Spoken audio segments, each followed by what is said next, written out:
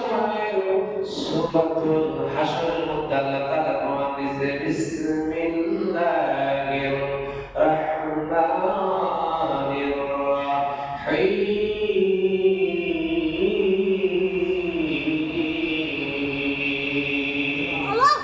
আল্লাহ তাআলা বলেছেন বিসমিল্লাহির রাহমানির রাহিম। সমস্ত কিছু শুরু করার আগে আমি আল্লাহ তাআলার নামে তোমরা শুরু করো। তাহলে যদি ভালো কিছু শুরু করতে যান অবশ্যই আল্লাহ তাআলার নাম লাগবে কিনা? আল্লাহকে প্রত্যেকটা ভালো কাজে প্রত্যেকটা বিষয়ে যেন আল্লাহকে স্মরণ করে বলতে হবে। কোন আল্লাহ? কে আল্লাহ? তার পরিচয়টা তারা দিয়ে দিয়েছে। হুয়াল্লাহুল্লাযী লা ইলাহা ইল্লা হুয়া আলিমুল গায়বি ওয়াশ শাহাদাতি হুয়ার রাহমানুর রাহিম। আল্লাহু আকবার। আল্লাহ তাআলা সূরাতুল হাশরের মধ্যে আল্লাহ তাআলা পরিচয় দিচ্ছেন। আল্লাহ তাআলা বলেন, বান্দারে তিনি আল্লাহ, তিনি সারা আর কোনো প্রভু নেই। তিনি বিশ্ব অদৃশ্যের জ্ঞানী, তিনি অত্যন্ত দয়ালু এবং অতি দয়াবান। সুবহানাল্লাহ। আল্লাহ তাআলা সূরাতুল হাশরের এই আয়াতের মধ্যে আল্লাহ তাআলা বলতেছেন, বান্দারে আমি জ্ঞানী এবং অজ্ঞানী সর্ব বিষয়ে জ্ঞাত। সুবহানাল্লাহ। আল্লাহ বলেন আমি ছাড়া কোনো প্রভু নেই, দৃশ্য অদৃশ্যের জ্ঞানী। আল্লাহ বলেন দৃশ্য এবং অদৃশ্য উভয় জ্ঞান আমি আল্লাহ তাআলার কাছে। সুবহানাল্লাহ।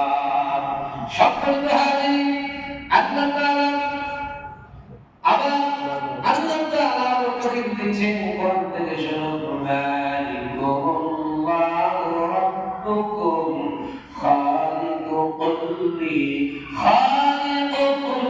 শাইইন লা ইলাহা ইল্লাল্লাহ লা ইলাহা ইল্লা হুয়া। সুবহানাল্লাহ। বলেন আল্লাহ তাআলা বলেন, বান্দারে সে আল্লাহ তোমাদের প্রতিপালক, তিনি সবকিছু সৃষ্টিকর্তা। সুবহানাল্লাহ। বলেন তিনি ছাড়া কোনো প্রভু নেই। সূরাতুল মুমিন 22 নম্বর 65 নম্বর আয়াতের মধ্যে আল্লাহ তাআলা বলতেছেন সমস্ত আল্লাহ বলেন আমি ছাড়া কোনো মাবুদ নেই। আমি আল্লাহ তাআলা, আমি তো সেই আল্লাহ। আল্লাহ বলছেন সুবহানাল্লাহ। বলেন আল্লাহ বলেন সে আল্লাহ তোমাদের প্রতিপালক, তিনি সবকিছু সৃষ্টিকর্তা। সুবহানাল্লাহ। রব্বুকুম খালিকু কুল্লি শাইইন। আল্লাহ বলেন সবকিছু তিনি সৃষ্টি করেছেন। এটা আল্লাহ নয়, এটা আল্লাহ। তিনি বলেন আমি আল্লাহ। সুবহানাল্লাহ। তাহলে সমস্ত যিনি সৃষ্টি করেছেন আর বলেন আল্লাহ। আল্লাহ তাআলা সমস্ত জিনিসের মালিক, তিনি আমার আল্লাহ। তাহলে যার কাছে টাকা আছে সে কেমন করে গরিবের প্রতি অবিচার করে? ঠিক কিনা বলেন? এই টাকার মালিক তো তিনি নয়, এই টাকার মালিকও যিনি, তিনি হলেন আমার আল্লাহ। ঠিক কিনা? সম্মানিত হাজির, লক্ষ লক্ষ তিনি জমির মালিক, 50 বিঘা 100 বিঘা তিনি জমির মালিক। একটা গরিব মানুষকে যদি 1 বিঘা খাওয়ার জন্য দেওয়া হয় বা তাকে যদি অল্প পয়সা দেওয়া যায়, তা কিন্তু সে দেয় না, দেয় নাকি? তিনি চিন্তা করেন এই জমির মালিক হলাম আমি, কিন্তু আল্লাহ বলেন না না, মালিক তুমি অল্প সময়ের জন্য, আর চিরস্থায়ী মালিক ছিলাম আমি, কেমন পর্যন্ত থাকবো আমি। সুবহানাল্লাহ। আল্লাহুম্মা সাল্লি আলা সাইয়্যিদিনা ওয়া আলা আলি সাইয়্যিদিনা মাওলানা মুহাম্মদ।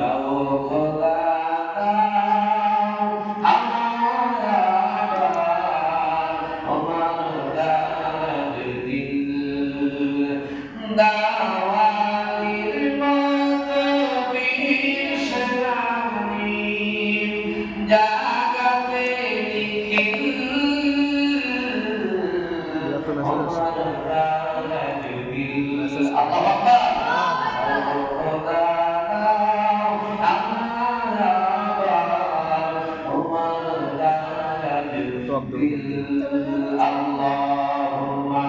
সাল্লি আলা মাওলানা মুহাম্মদ ওয়া আলা আলি সাইয়্যিদিনা মাওলানা মুহাম্মদ।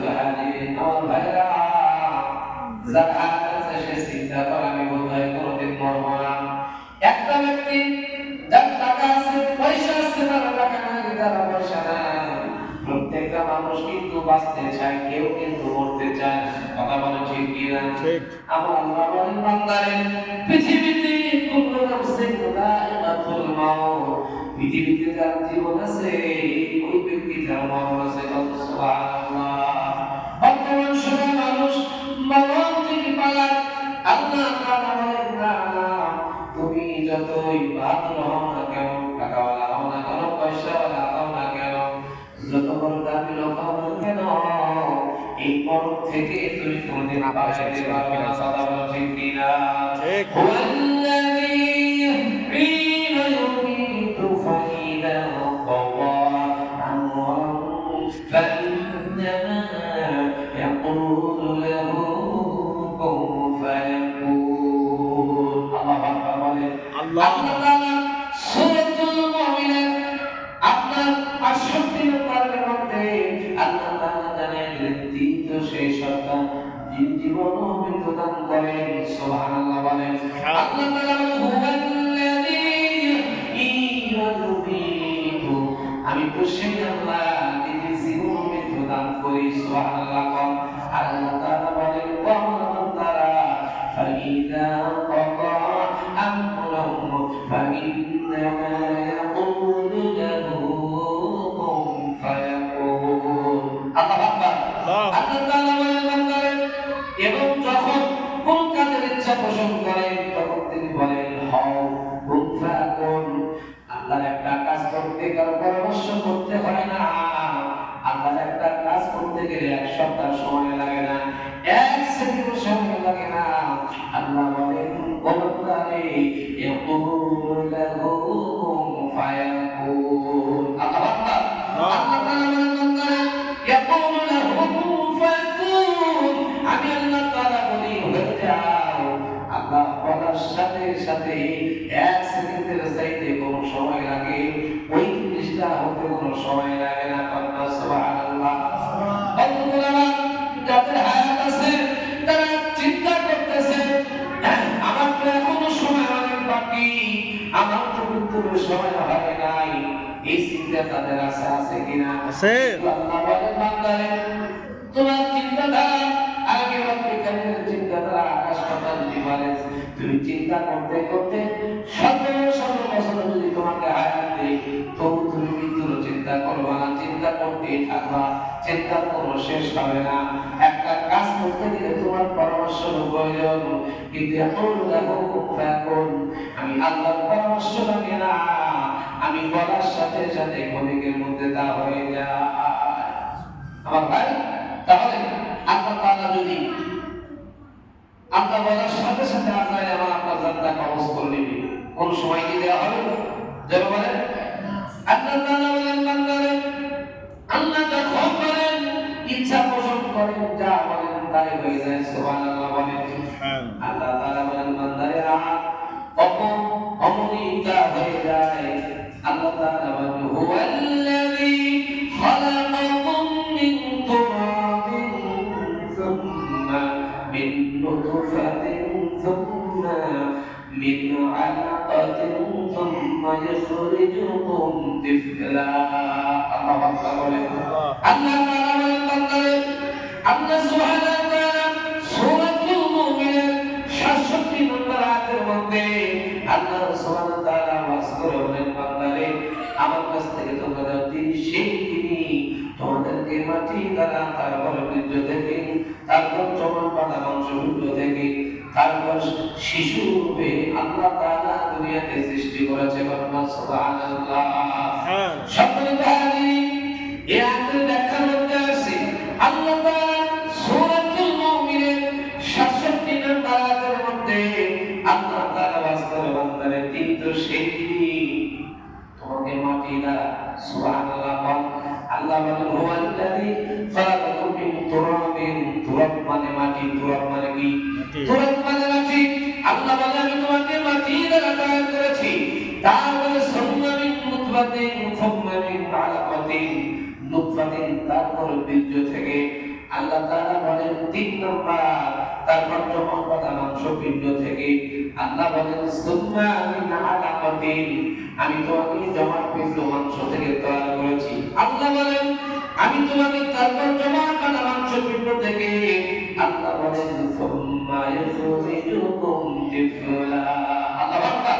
আল্লাহ তাআলা বলেন বান্দারে এরপর ৩টা জিনিসের পর ৪র্থ নাম্বার, আমি আল্লাহ তাআলা তোমাকে শিশু রূপে সৃষ্টি করেছি। যে শিশু রূপে তুমি তোমার মায়ের গর্ভে ছিলা, তুমি তোমার মায়ের গর্ভে যখন ছিলা পৃথিবীর কেউ তোমাকে খাওয়ায় নাই, কেবল আমি আল্লাহ তাআলা। আল্লাহু খায়রুর রাযিকিন, তুমি যখন মায়ের পেটের মধ্যে ছিলা আমি তখন তোমাকে আমার পক্ষ থেকে রিজিক দিয়েছি। আর সুবহানাল্লাহ। চিন্তা করতেছেন আল্লাহ দুনিয়াতে আসার পরে বিভিন্ন রিজিকের ফয়সালা করে দিয়েছে কাজের মধ্যে, কিন্তু যখন মায়ের পেটে ছিলেন আপনি কি কাজ করেছেন যে আল্লাহ তাআলা আপনাকে খাওয়াইছে? এটা ভাবার বিষয় কিনা? জোরে বলেন। সম্মানিত হাজির, কেউ যদি এই আয়াতের ব্যাখ্যাটা চিন্তা করত, আল্লাহ তাআলা আমাকে কিভাবে দুনিয়াতে এনেছে, এই বিষয়গুলো যদি মানুষ একটু চিন্তা ফিকির করত, এক সেকেন্ডের যদি চিন্তা করত, এই মানুষের অন্তরে আল্লাহ তাআলার ভয় চলে আসতো। কথা বলা ঠিক কিনা? ঠিক। একটু বলতো আল্লাহুম্মা সাল্লি আলা সাইয়্যিদিনা মাওলানা মুহাম্মদ ওয়া আলা আলি সাইয়্যিদিনা মাওলানা মুহাম্মদ। সম্মানিত হাজির, আল্লাহ তাআলা সূরাতুল আল-আসিয়া এর মধ্যে আল্লাহ তাআলা ওয়াজ করে বলতেছেন ওয়ালিল্লাহি মুলকুস সামাওয়াতি ওয়াল আরদি ওয়া ইয়াওমা তাকুমুস সাআতু ইয়াওমাইযিন ইয়াখসারুল মুবতিলুন। আল্লাহু আকবার। আল্লাহ তাআলা সূরাতুল আল-আসিয়া এর মধ্যে আল্লাহ সুবহানাহু ওয়া তাআলা আলোচনা করতেছেন বান্দারে এবং আকাশ সহ জমি এবং কিয়ামত দিবসের মালিকানা আল্লাহরই। সুবহানাল্লাহ বলেন। সুবহানাল্লাহ। আল্লাহ বলেন বান্দারে তুমি যত বড় কোটি কোটি টাকার মালিক হও না কেন, আকাশ থেকে জমি পর্যন্ত যা কিছু আছে কিয়ামত পর্যন্ত একমাত্র মালিক আমি আল্লাহ। সুবহানাল্লাহ। সুবহানাল্লাহ। এখন চিন্তা করতে পারে যে আমার 100 বিঘা সম্পত্তি আমি বোধহয় মালিক, আসলে কি সে মালিক? সে কিন্তু মালিক নয়। মালিক হলো আমার আল্লাহ। মালিক কে বলেন? আল্লাহ। আল্লাহ তাআলা বলেন জমিন থেকে আসমান পর্যন্ত যা কিছু আছে কিয়ামত পর্যন্ত সাইয়্যিদিনা জিবরাইল আলাইহিস সালাতু ওয়াস সালাম জগতে আজরাইল আলাইহিস সালাতু ওয়াস সালামের জান কবর সব পর্যন্ত সব রকম শেষ হয়ে যাবে। আসমান থেকে জমিন পর্যন্ত যা কিছু আছে কিয়ামত পর্যন্ত ইয়াউমে মাহশার ওই বিচার দিবস পর্যন্ত কেবল একমাত্র মালিক আমি আল্লাহ। সুবহানাল্লাহ। আমার ভাই, আল্লাহ যদি আকাশ পরিমাণ মালিকানা হয় সেদিন মিথ্যা মিথ্যা ক্ষতিগ্রস্ত হবে। আল্লাহ বলেন ইয়াকুসারুল মুবতিলুন, সেদিন দুনিয়াতে যারা মিথ্যাবাদী সেদিন তারা আল্লাহর কাছে ক্ষতিগ্রস্ত হবে। কি হবে? ক্ষতিগ্রস্ত। সম্মানিত হাজির, আমার ভাইরা, বর্তমান সমাজে একটা মানুষ আর একজন মানুষের কিভাবে ক্ষতি করা যায় এই ধান্দা করে কথা বলে ঠিক কিনা? ঠিক। একটা ব্যক্তি সামান্য যদি একটা গুনাহ করে, একটা মুমিন একটা মুসলমানের দায়িত্ব হলো এই ব্যক্তিকে চুপি চুপি তার কানে খবরটা পৌঁছে দেওয়া। কথা বলে ঠিক কিনা? আপনি যদি ভরা উদ্দেশ্যে যদি বলেন অমুক এই কাজটা করেছে, তাহলে আপনি মুমিন থাকলেন না, কিয়ামতের ময়দানে আল্লাহ তার দোষ গোপন রাখবে না। আল্লাহ বলেন বান্দারে আল মুসলিমু আখাল মুসলিম, একজন মুমিন আরেকজন মুমিনের ভাই। এই দুনিয়ার উপরে কেউ যদি কোনো খারাপ কাজ করে গোপনে থাকে, যদি গোপন হয়ে থাকে গোপন রাখার চেষ্টা করো। সুবহানাল্লাহ। কিন্তু আমাদের সমাজে এমন অবস্থা হয়ে গেছে, যদি ভালো মনুষ্যত্ব থাকে, যদি একটু রাগ থাকে তার প্রতি, আমরা সর্বসদা চেষ্টা করি এই ব্যক্তিটার খারাপ কিছু পাওয়া যায় কিনা, পাওয়া যায় না, আছে কিনা?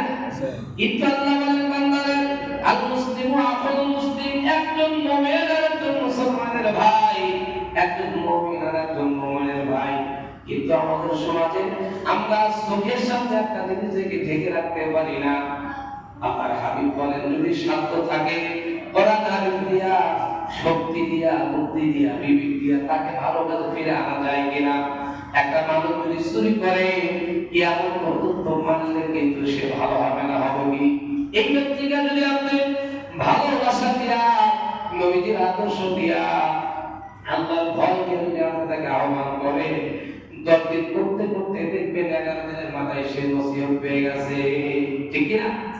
একটা মানুষকে মেরে কিন্তু ভালো করা যায় না।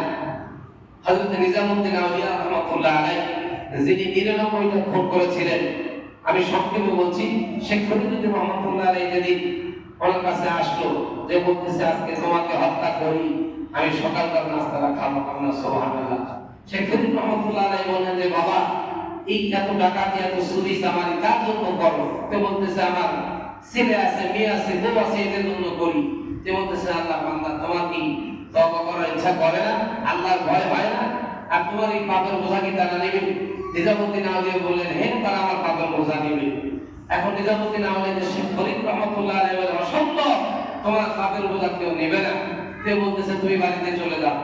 নিজামউদ্দিন আউলিয়া শেখ ফরিদ রহমাতুল্লাহ আলাইহিকে গাছের লতা পাতা দিয়ে কষে বেঁধে তারপরে গেছে। বাড়িতে যাওয়ার পর বিবি বলছে, বিবি আমি যে ডাকাতি করে তোমাকে গহনা এনে দিলাম, তোমাকে চাউল এনে দিলাম, ডাউল এনে দিলাম, কিয়ামতের ময়দানে বাপের ভাতটাকে তুমি নিবা?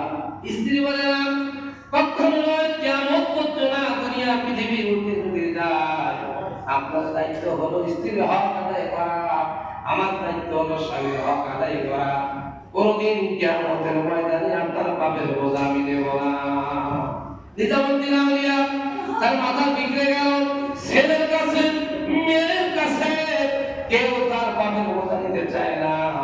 উনি তোরা চলে গেলেন।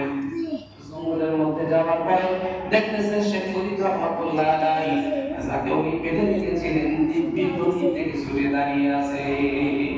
সুবহানাল্লাহ, সুবহানাল্লাহ। শেখ ফরিদ রহমাতুল্লাহ আলাইহি, বাবা আল্লাহুম্মা ফালাহুল কুল, এই জগতে যারা আল্লাহ হয়ে যায়, দুনিয়াতে আল্লাহ তাদের উপরে দেয়। সুবহানাল্লাহ বলেন। সুবহানাল্লাহ। নিজামউদ্দিন এখন সমাজে কথা কয়, নিজামউদ্দিন রহমাতুল্লাহ আলাইহি হুজুর আমি তওবা করতে চাই। নিজামউদ্দিন আউলিয়াকে বলে, ও নিজামউদ্দিন, এই যে গাছে ফুল গাছ দেখা যায়, এই মরা গাছের নিচে তুমি বসে থাকো, যেদিন গাছের ফুল ফুটবে আর আল্লাহর কাছে তওবা করতে থাকো, সেদিন আল্লাহ তাআলা তোমাকে maaf করেছে। সুবহানাল্লাহ। নিজামউদ্দিন রহমাতুল্লাহ আলাইহি গাছের নিচে বসে আছে। এমন সময় রাত্র বেলায় জঙ্গলের মধ্যে ঠক ঠক করে আওয়াজ পাওয়া যায়। নিজামউদ্দিন আউলিয়া চিন্তা করলো, কি রে, কি ব্যাপার কি? উনি সামনের দিকে যা দেখতেছে, একটা যুবক কবর করতেছে। কবর খোদার পরে সুন্দর একটা যুবতী, এত সুন্দর চেহারা, এই লাশের সাথে যুবক জেরা করার জন্য প্রস্তুতি নিচ্ছে। নিজামউদ্দিন আউলিয়া রাহমাতুল্লাহ আলাইহি সহ্য করতে পারলেন না, ওই কোদাল দিয়ে এমন একটা কোপ দিয়েছে, ধর থেকে মাথা আলাদা করে দিয়েছে। গাছের নিচে এসে বসেছে। বসার সাথে সাথে সকালবেলা একটা দেখলো ফুল পড়ছে, গাছে ফল ধরেছে। সুবহানাল্লাহ। শেখ ফরিদ রহমাতুল্লাহ আলাইহি অটোমেটিক্যালি তার সামনে হাজির হয়ে গেছে। সুবহানাল্লাহ। তাহলে মানুষ নিজের যে পাপ করবে, সেই পাপ তার স্ত্রী, তার ছেলে, তার মেয়ে কোনোদিন নেবে না। নেবে কি? আল্লাহর হাবিব বলেন, যত বড় পাপ হোক না কেন, তওবার মাধ্যম দিয়া আল্লাহর কাছে বান্দা ক্ষমা পাবে। 100% আল্লাহর কাছে মাপ চাইলে আল্লাহ মাফ করবে। সুবহানাল্লাহ। আমরা সব সময় মানুষের ভালোটা মানুষের কাছে করার চেষ্টা করব, আর সমাজে মারামারি, হানাহানি, কাউকে অকথ্য ভাষায় গালি দেওয়া, এগুলো থেকে বিরত থাকবো। তার কারণ হলো আজকে যদি একজন মারা যায় ওই খাটের লোক কিন্তু যাবে না, আপনার বাড়ির পাশের লোক কিন্তু যাবে। কথা বলেন না কেন? যাবে কিনা? যতই খারাপ থাক তার বলবে আরে আল্লাহ বান্দা মারা গেছে, জানাজা করে আসি, বলবে কিনা? এই জন্য আমার ভাই আমরা সকলেই আল্লাহ পাকের দাসত্ব গোলামি করে যেন নবী পাকের সুন্নাত তরিকা এই জিন্দেগিতে যেন পার করতে পারি। আল্লাহ তাআলা আমাদের সকলকে কবুল করুন। সকলে বলেন আমিন। ওয়া আখির দাওয়ানা আলহামদুলিল্লাহি রাব্বিল আলামিন। আসসালামু আলাইকুম।